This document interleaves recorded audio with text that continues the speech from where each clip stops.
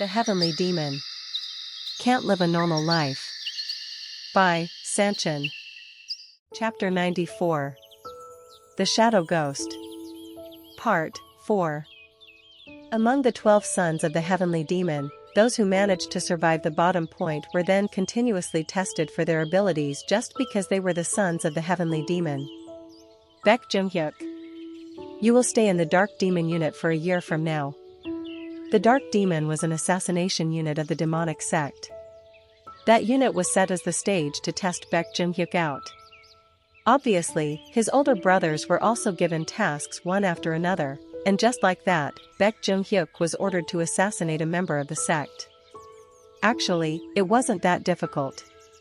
He only had to chase down a low-level member who had caused trouble for the sect and escaped.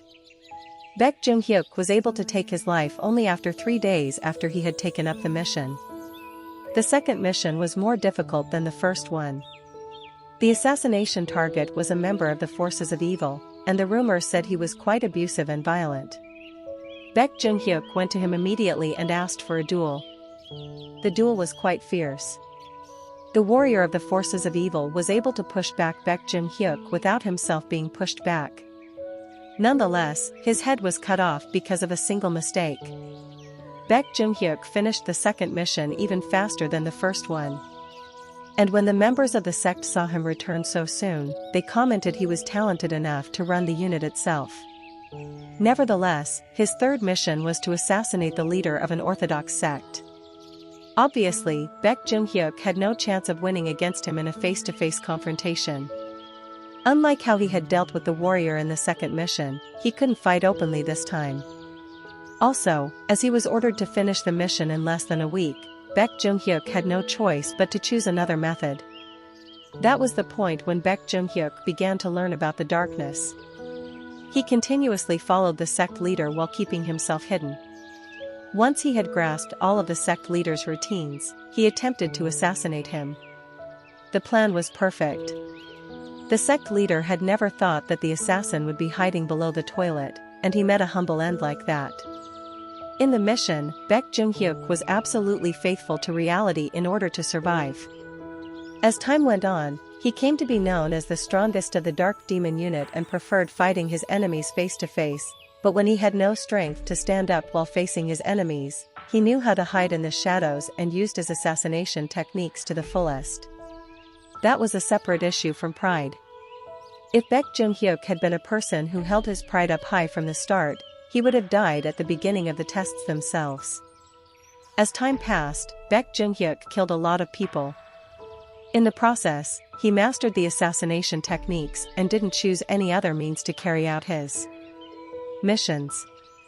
Finally, after 1 year, the shadow ghost of the demonic sect had killed 38 masters of Murim. A saying originated because of that, one cannot avoid death the moment they become the target of the shadow ghost. That was the secret of Roman Dmitri, something the current people didn't know about. While explaining this operation, when he mentioned that he would face the Hector kingdom alone, almost all of Roman's soldiers protested. Absolutely not. This does not mean I question my liege's abilities. As it is my liege we are talking about, I am certain that you can produce results with your skill. Nevertheless, the number of troops of the enemy is too large. The Hector kingdom has prepared for a full-scale war with its current troops. Even if our liege is someone who is unlikely to get hurt while dealing with Hector, we have no choice but to worry about the worst as we are your soldiers, said Chris. Unlike Kevin, who was calm, Chris was trying to stop Roman with an exasperated voice. The other soldiers were no different. Even the newcomer, McBurney, had the same opinion as Chris. That is an impossible mission. The southern mountains are too steep. It may seem like you can deal with many enemies with a small number of troops, using the terrain as an advantage at first glance, but it isn't that easy. It's because of the limited mobility in this terrain. And since there are very few mountain trails around which human passage is possible, it will be easy for the enemies to pursue you. Please think again. He couldn't seem to accept Roman's plan. Actually, with less than 200 troops, it didn't even make any sense to try and deal with the Hector kingdom. Nevertheless, Roman decided to stick to his plan, which was beyond everyone else's common sense. What he needed now wasn't persuasion and changing others. Common sense, but blind faith and his soldiers following the plan. "If you believe in me, follow this plan." That was it. As soon as he heard those few words, Chris went silent. New people like McBurney still couldn't accept it, but all those who followed Roman were different. Who was Roman Dmitri? He was a man who was beyond the common sense of others. In the process of Roman annihilating the Barco family, and even when he dealt with the Blood Fang, they hadn't seen only one or two parts that didn't make sense. And now, Roman had appeared by himself in front of his enemies. As he saw the torches rushing in from all directions, he, once again, surrendered himself to the pitch-black darkness. Crackle! All of Hector's soldiers lit their torches and moved to and fro to find Roman with the help of the illuminated torches, but they still couldn't find him. The Shadow King's martial arts started with becoming one with the darkness. Baek Jung-hyuk had learned that in the library of the demonic sect back when he was known as the Shadow Ghost. The Shadow King was a person who had left a mark in the history of Murim. At first, he was only a simple thief, but he later learned to use the darkness to his advantage and eventually turned into a tyrant known as the Great Thief. Since then, the value of the things he stole continued to change. Rather than aiming for the pockets of the wealthy, he moved on to the sects and clans of Murim. He stole from those in the 5 great clans, such as the Namgung and Juga clans. From those in the forces of evil, and even dared to set foot in the 100,000 mountains. If he hadn't tried to move up from there, the Shadow King would have been able to live like a legend. Nonetheless, fascinated by the abilities, he came to covet the treasure of the heavenly demon, and when he tried to steal it, he met a horrible end. The invincibility of Shadow King was mainly because he always assimilated into the darkness. Even if he was right in front of the face of someone, it was difficult to discern that, and even when he stepped on leaves, no sound could be heard. He was truly a perfect hider. When the place that had been illuminated with the fire from the torch until just a moment ago became colored with darkness, Roman moved there. And quack! Quack! He attacked the enemy by surprise. The sword that came down from the darkness wasn't something anyone could easily react to, and the soldiers of Hector only remained wide-eyed as they coughed up blood. This enemy! The enemy is here! Fweet! The whistle rang loudly. They were already aware that the enemy was nearby, so they narrowed the formation around the dead soldier, but Roman had already escaped the moment he heard the whistle blow. Quack! Ack! Soon, screams began to be heard from everywhere. It was from those who were trying to surround Roman earlier. They had thought they had reacted quite quickly, but Roman seemed to appear from all sides and provoke all of them at once. It was a totally new movement. Hector's soldiers looked around frantically, but while they were trying to protect each other by closing the gap, Roman managed to aim for the gap that was eventually created. Slowly, one by one, the Hector kingdom had set foot on the mountain that was covered in darkness. They would have thought that the darkness wouldn't have been a big problem for them, but they couldn't even see Roman's movements even though they were relying on the light from the torches. The Shadow King's martial arts didn't turn his body invisible. Instead, it made him assimilate into the darkness by using the energy around him. Nevertheless, his experience of living as the Shadow Ghost was what helped him the most.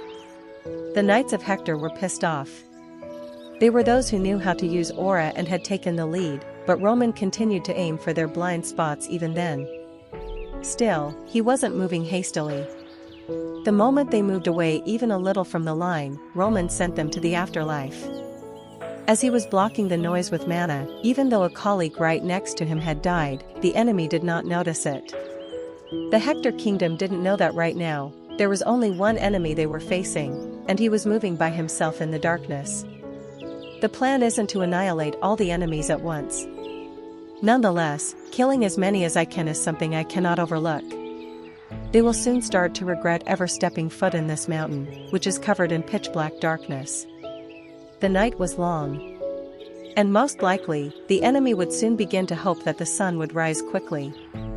A knight of Hector, Thompson, gulped. His hands and legs were trembling because of what was going on around him. What the hell is happening? He couldn't understand the situation that was happening right in front of him. Obviously, an enemy was aiming for them from all around, but no matter how much he tried, he couldn't even feel the presence of the enemy, let alone see him. There. Move quickly. He could only hear the voices of the soldiers, and everyone's rank didn't seem to matter now. Whenever they heard the sound of choking and the death of a colleague, all of Hector's soldiers rushed like crazy toward the source of the sound. The battalion commanders couldn't even control them. When a colleague, who was staying alert right next to them, began to die, anger and fear both intertwined and halted the judgment of the soldiers. Nevertheless, quack, quack. The number of corpses only kept on increasing. Even though thousands of soldiers were searching for the enemy, the shadow of death didn't even show its face to them before it took their lives. Because of that, they were feeling a kind of fear they couldn't even put into words. Their faces were dyed with terror. Thompson, unable to predict just how many enemies were lurking in the darkness, raised his sword with a tense expression. Beads of cold sweat continued to drop down his head. He had not left his position yet. He moved slowly, and unlike other soldiers, he was focusing on his own safety rather than looking for the enemy. And finally, Thompson saw it. At the rear of the formation, soldiers who were moving began to disappear one by one. Swish! A lit torch went out. Instead of seeing the soldier's death, he had only seen the torch vanish. Nevertheless, he just assumed that the soldier had died, as his common sense couldn't allow him to think of anything else. And as expected, a soldier who later noticed his colleague missing whistled as soon as he could, and all the soldiers with lit torches rushed toward that place instantly. And swish! Once again, another torch on another side vanished. Thompson took a step back. When he saw just how many torches had vanished, he realized something had gone terribly wrong. He had thought that the Hector kingdom had the obvious advantage, but the current situation couldn't even be said to represent the advantage. Just then, the commander of the 1st Battalion is dead. As soon as he heard about the death of the commander, Thompson felt his feet were on fire. Although there were so many soldiers around the commander, even he had died. It felt like the common sense he had built up was being denied. He was clearly looking around carefully, but the moment he blinked, the entire scenery changed. This makes no sense. He ran toward the commander, but instead of picking up the commander's body, he picked up the magic call artifact that was on him. And Commander Edwin, a ghost has appeared here. Please help us. If we stay here like this any longer, we will all die. That was a voice that shocked the people on the other end of the call. No. It was more like a scream for help. Chapter 95. The Shadow Ghost. Part 5. Away from the area where a massacre was taking place, once Edwin heard the voice of the Thompson on the magic call, he said firmly, "Calm down, Thompson. The enemies are at a numerical disadvantage, and they can only use the darkness to attack. So, be wary of your surroundings and calmly explain the situation to me. The enemy has appeared in the area that was assigned to the 1st Company of the 2nd Battalion. However, no matter how many times we tried, the enemy could not be seen. On the other hand, the soldiers of Hector are turning into corpses with each passing second. Still, there isn't even a trace of the enemy visible to us. Commander. How do we deal with this? There is nothing we can do against a formless ghost." Thompson's voice continued to tremble as he continued to speak. Thus, even though he could not see his face, Edwin understood Thompson was quite pale. Thompson is an Aura Knight. He can even find the smallest traces because his senses are far more developed than any ordinary soldier. So, no matter how dark it may be, how is that possible? No, it is impossible. Edwin Hector's judgment wasn't that wrong for any normal Aura swordsman. They had eyes that could even pierce through the darkness. Their eyes, once covered with mana, could determine the location of the enemy even in darkness.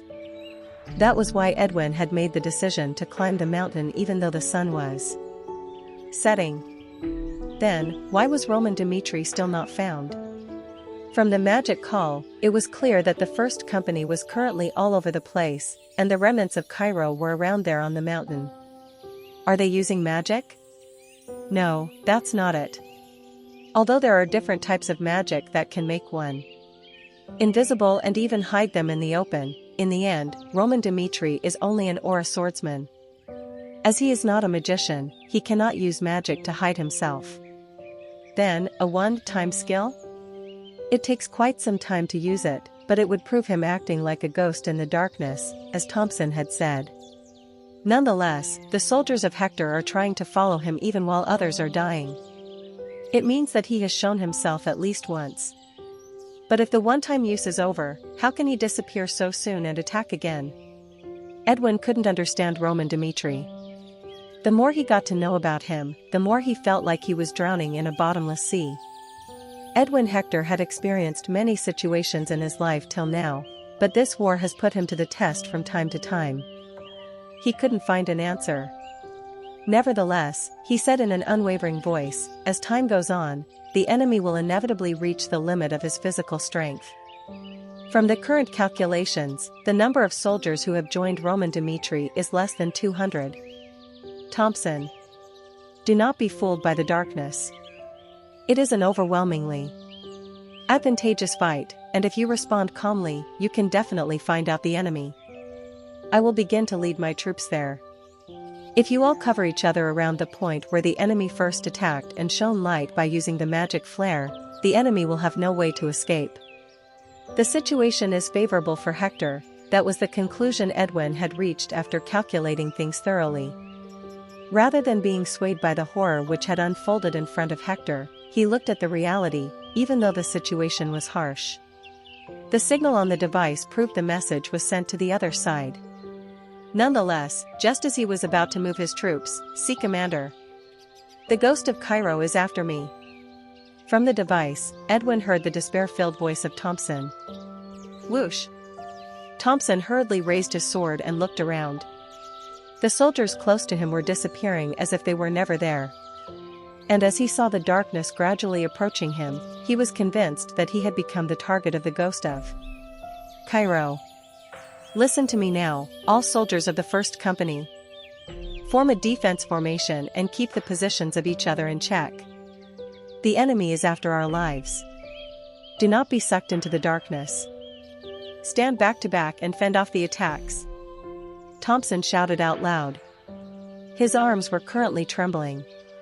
Even though he was an aura knight, someone who had reached the level of superhumans, something normal people could never even approach or even think of touching, he now realized that, in the end, he was still only human. There is not only one company here.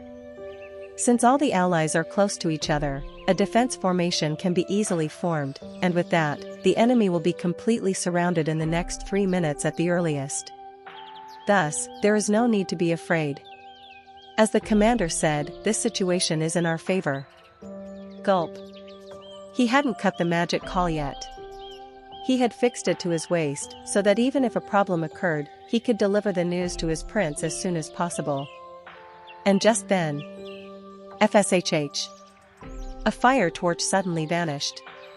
That was about 5 meters from where Thompson was, and this time, he managed to see the soldier being dragged into the darkness. He had seen it clearly this time. Soon, the dark presence appeared right before him. Thompson raised his mana as much as he could. This is the only chance. Song. The aura exploded and seemed to cover everything before him.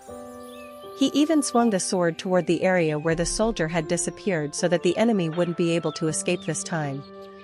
Slash. The wind split sideways. Surprisingly, there was no feeling of something being cut by the sword. Thompson thought he had clearly seen the enemy's movements, but the only thing he now saw in his vision was the corpse of the soldier who had disappeared. Then, Thompson saw it. The soldier had died without even being able to close his eyes. His expression turned ghastly pale seeing the terrifying sight. He just noticed that he had moved one step ahead. That meant he had left the defense formation. As even that was too much of a gap in front of a monster. Thompson hurriedly pulled back his sword and tried to go back to the formation. And at that moment, his entire body turned stiff.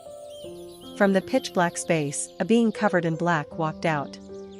Yes, it was Roman Dmitri. And his face, now exposed in the moonlight, was stained with the blood of the soldiers he had killed till now. Sometimes this happens when hiding in the dark and hunting the enemies. At the terrifyingly cold voice, Thompson couldn't even scream.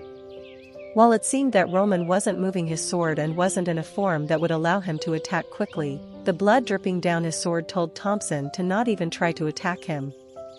All the hair on his body had stood up because of the terrifying gaze. Thompson prepared for the surprise attack that Roman would eventually unleash by maximizing the aura to defend against it. CK. When Roman stepped on the leaves, a sound was heard. Quite surprisingly, he had not heard that even a single time yet from the being in the darkness, but when he had appeared in front of his eyes, he was finally able to confirm that the existence in front of him was a human being. Roman said, "The enemy was invisible to the eyes. Still, you had the illusion that if you just found the enemy, you would be able to win.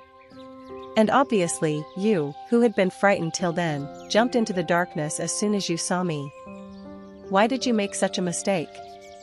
Did you really think that if you found me, you could defeat me easily?" Glance. Thompson looked around hurriedly. The soldiers were farther than he had expected. In the end, he accepted that in order to survive, he had to believe in himself. "Let's try it out." He covered his ears so as to not be fooled by the meaningless words. And while Roman was approaching him slowly, as soon as he came into his range, he kicked the ground as hard as he could. Tap. Die. The attack was quite fast. He had unleashed all of his aura at once. It was aura that transcended the damage a human body could take and seemed as if it would cut through Roman's body at once. But that was just an illusion. Thompson had thought that his attack had worked, but soon, a burning pain struck him and made him realize how wrong he was. Slash. Quack. The blood splattered on the ground.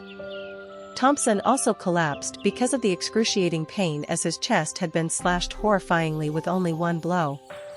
Thompson finally understood that he could never defeat Roman Dmitri on his own. And even though his chest was in such a horrifying situation that he was feeling a pain he had never felt, he jumped and ran away without looking back. Somehow, his desire to survive was holding him together. And he knew that to survive, he had to run away as fast as he could.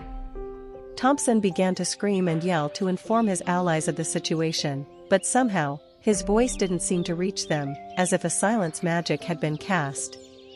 Soon. Trip. He lost his balance because of a new horrifying pain.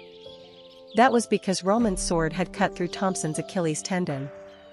When he tried to put his hand over it to try and stop the bleeding, even his hand was cut off from his wrist. Tap. Seeing his hand on the floor, Thompson's face turned into that of a corpse. He tried to drag himself with one hand while shaking and trembling because of the terror that was spread throughout all of his body, but Roman was already ahead of him when he looked back in front. Thompson closed his eyes and accepted his death when he saw Roman stretching his hand toward him. Unexpectedly, he didn't kill Thompson.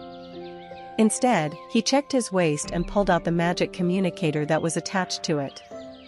He then brought it close to his mouth. "Can you hear my voice?" Roman had finally found Hector's commander, who was on the other side of the call. Strangely, he didn't receive a reply from the other side. He had clearly heard Thompson talking to him a few moments ago, but now, there was only a bone-chilling silence on the magic communicator. Roman continued, "I know what you all are thinking. You made a plan to attack the southern front and distracted the attention toward the front lines while aiming to occupy the warp gate simultaneously. Maybe it is not a plan that was made in a day. Or two. Although Cairo was careless, your plan was still close to perfect. But why did you try so hard to occupy the southern front? Why on earth did the Hector kingdom risk the lives of their people, who were starving to death due to the unprecedented famine, to occupy the southern front, a place that wouldn't have given that much profits anyway? The fire torches were still burning brightly. The soldiers were also continuing to try to find Roman, but no one could even see him. There can only be one answer to that. You wanted to solve the problem of your nation through a war. It's clear as crystal that you are trying to make a huge deal with the royal family of Cairo by taking the southern front hostage.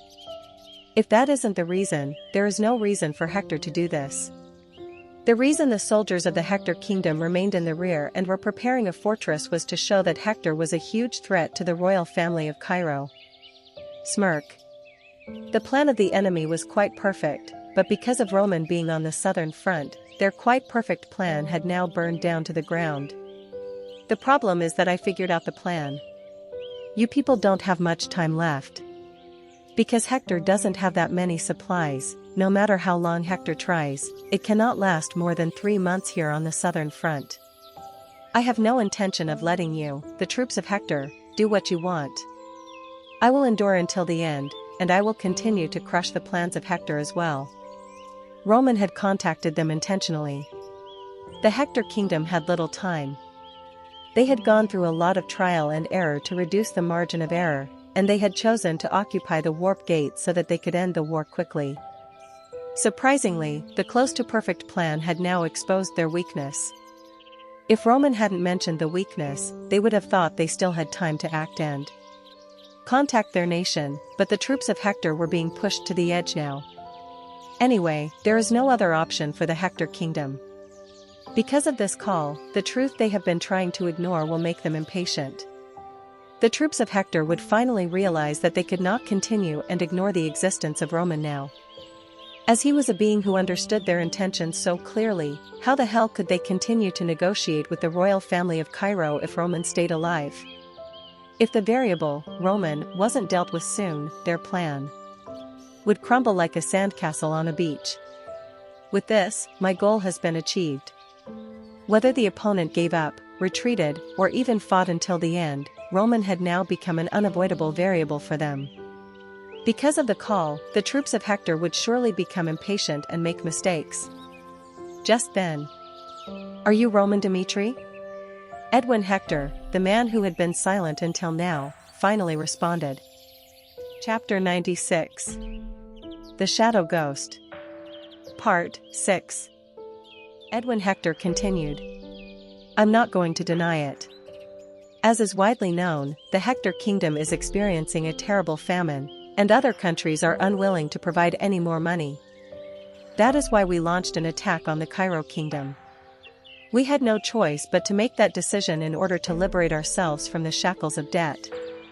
Are you asking me to sympathize with that? No. What I'm trying to convey is how desperate we are. In this war, the fate of the entire Hector kingdom is at stake. There aren't even enough soldiers. We will experience a food shortage in around 3 months, as you stated. Nonetheless, we will not back down. I have no intention of backing down until I obtain what I want, even if Hector has to dig out vegetables from the mountain soil or consume the remains of a deceased comrade.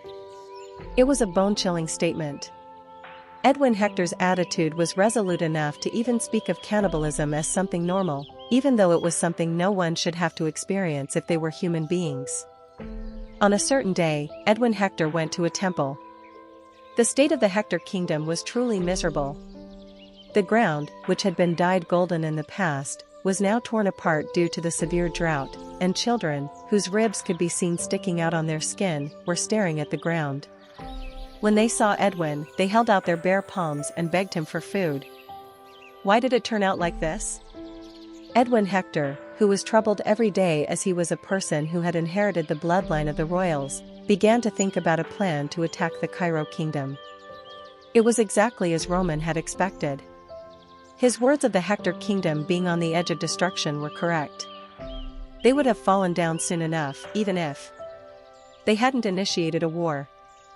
You know my plans, so you must know how I feel. Tell the Cairo royal family. If they do not accept the offer, we will fight until the end to get what we want. Do not think time is on your side. If we can't get anything through this land, we will spread the poison. The necromancer cursed Hector with everywhere on the southern front and turn it into a land of death as well. Edwin had turned the situation around and was trying to bring Roman to the edge as well. He had no intention of returning empty-handed right from the start. I am Edwin Hector. As the prince of the Hector kingdom, I am ready to do anything to save my people. Roman Dmitri. What choice will you make? Will you fall down? Like the Hector kingdom, which has come to the edge of the cliff of destruction, or make a compromise for the future? To Cairo, Edwin was surely a savage villain. However, that didn't matter to him. He would do anything to save his kingdom. The choice is up to Cairo. To Edwin Hector, that was the role one who was born into the royal family had to bear. The enemy had revealed his name. He was Edwin Hector, who was also known as the Star of Hector. While Roman was researching the Hector kingdom, that name had come up frequently. Unlike his incompetent father, he has grown into becoming the backbone of Hector kingdom because of his outstanding abilities. From a young age, he was involved in the small and huge affairs of the Hector kingdom and solved numerous problems, and eventually, those who admired the child began to call him the Star of Hector. Even though Hector was in the midst of a great famine, various nations, such as Kronos, wished to get their children married to Edwin Hector. He is a talent that has been recognized both inside and outside his nation. And such a being has taken up the baton in this war.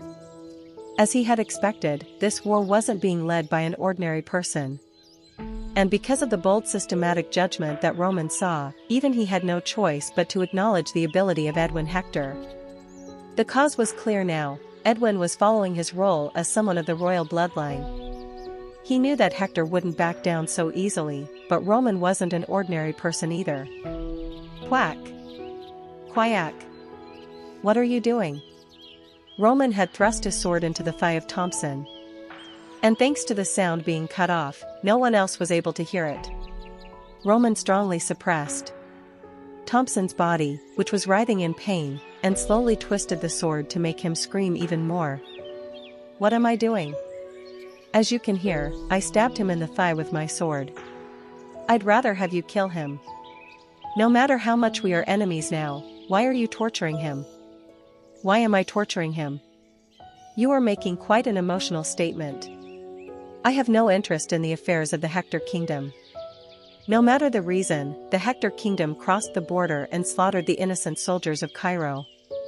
So why are you shouting like a coward now that one of your soldiers got stabbed in the thigh? Don't misunderstand. Just as you care about the soldiers of Hector, my people are important to me. Then why should I show mercy to my enemies? The war has just begun. And you, who crossed the line in the first place, should not expect me to do anything a normal human would do. Edwin Hector had made a huge mistake. Roman Dmitri was not a normal person. No matter what the reasons or choices of the other people were, he only did what he believed to be right. Quack! Aha! Thompson yelled in pain. The pain of his bone being pierced wasn't something he could suppress, no matter how hard he tried. Thus, he screamed. Roman didn't know Thompson. Although he had no malice toward him, he continued to torture him because they were enemies right now. In the world where the weak served as food for the strong, this was quite normal. No matter what values the other one had or whatever justice they pursued, from the moment they recognized each other as enemies and showed hostility, both sides did everything they could to defeat the other person. And because of that, Roman didn't have any complicated thoughts. He had no intention of backing down despite Edwin Hector's threats, so he tortured Thompson. A lot of blood splattered. Because of that, even Roman's face was now drenched in blood. Then, Roman showed his fierce red eyes as he grabbed Thompson. As you do your duty, I will also do what I believe to be right. So, do not get caught by me. I will kill all those who crossed the border quite painfully. I will not spare a single one of Hector's soldiers, and even if you choose to run away while waving a white flag, I will follow you until the end and stick my sword in your back. My name is Roman Dmitri, and I will definitely make you pay the price for the reason that you touched my people, and not for any grand cause, like you have." Roman showed clear hostility. The Hector kingdom didn't know. The moment they crossed the border, they had touched someone they should never have. As he knew that the Hector kingdom would have set up multiple camps already, Roman decided that if they didn't surrender, he would continue to send a chill up their spines. Whack! Ugh! Finally, he thrust his sword into the neck of Thompson. Edwin Hector only stood silent when he heard the sound of one of his soldiers dying. When Thompson's head finally dropped, Roman continued, "If you choose to resist the warning, we will meet soon." Once he finished his words, Roman coldly cut off the magic call. After the magic call was cut, Edwin Hector was only standing coldly while suppressing his anger beneath his expression. Roman Dmitri. He is a more dangerous person than I thought. Any ordinary person would have stepped back with the number of threats Edwin had given. Even though saying something like, "We will kill you even if we have to go down with you," couldn't be done by any ordinary person, the reaction of Roman was even stronger than that. He killed Thompson slowly while torturing him and sending his screams through the magic call. Although Roman knew what his circumstances were and his cause, he still sent Thompson's death as a warning. Roman was definitely a dangerous being. Knowing that he would lose the moment he retreated by even a single step, Roman Dmitri was constantly pressuring him and not allowing him to rest even for a while. He was the kind of person one would never want to meet as an enemy. The only variable that had occurred in the perfect plan which was made by Edwin Hector had now grown incomparably. "What will you do?" Jackson asked. He was listening to their conversation right from start to finish. Especially when Thompson was being tortured, he could not control his emotions, and his face looked so angry that it would explode at any moment. Edwin Hector said, if the Hector kingdom had continued to spend time without making a decision, eventually, the entire Hector kingdom would have died and lost the meaning of being a kingdom. Thus, I made a decision. All warriors who would give their life for the Hector kingdom and leftover funds were mobilized for this war. Jackson, we can never retreat. For those who remain in Hector now, the reward we will bring them is more important than our survival. That was the harsh reality. Nevertheless, it was a burden Edwin Hector had to bear. Even if a lot of people died, others could not help but feel grateful to be alive themselves. Humans were like that. And even though he knew that, Edwin Hector carried the burden. Taking all responsibility for the war, he left for the battlefield on behalf of the king. We cannot go back empty-handed. Mobilize all the troops right now and form a siege on the location where Roman Dmitri appeared. And if you manage to capture him alive, I will cut the flesh of Roman Dmitri slowly myself to avenge the death of Thompson. Seeing Edwin's anger and sincerity, Jackson nodded, I will obey your order. Even if he died in this war, Jackson would never regret the decision of following Edwin Hector. The operation was now changed. Hector's Aura swordsman took the lead. Follow me. They all had received an order from Edwin Hector 10 minutes ago. I will no longer be swayed by the remnants of Cairo. From now on, even if we have to make sacrifices, we will punish those beings hiding in the dark.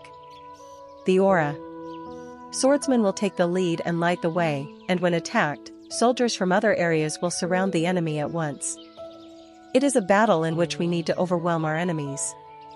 We will give our flesh and take the bones of the enemy. He made his decision. The moment Roman Dmitri revealed himself, with a single attack, the troops would boldly block him and any escape route that Roman could use to escape. It was a strategy that required sacrifices. Being Edwin Hector, he wanted to produce the maximum results with minimum damage, but he changed his mind when he heard how hostile Roman was to him. He had acknowledged his opponent. And in order to catch that monster, he determined that soldiers had to walk in with determination. A bright light shone from the leading Aura swordsman, thanks to the magical artifact. The magical artifact generated light when it was supplied with mana, and enemies that touched that light would be temporarily exposed due to the shimmering shards of light covering them.